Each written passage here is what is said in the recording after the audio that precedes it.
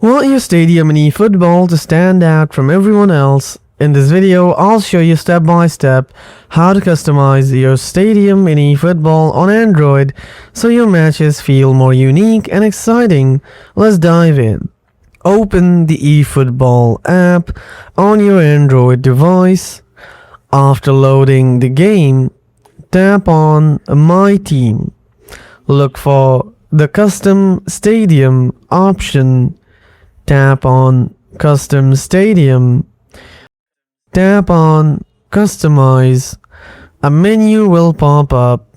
Here's what you can change: stadium name, seat colors and designs, field pattern, banners and flags, giant props, goal effect, etc. These elements let you personalize your stadium's look and match the atmosphere. Some items may be locked.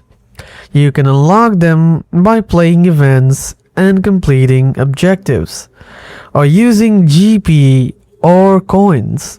After customizing, tap Save. Set it as your default stadium. Now your custom stadium will appear during matches. If this helped you out, don't forget to hit like and subscribe for more eFootball tips and tricks.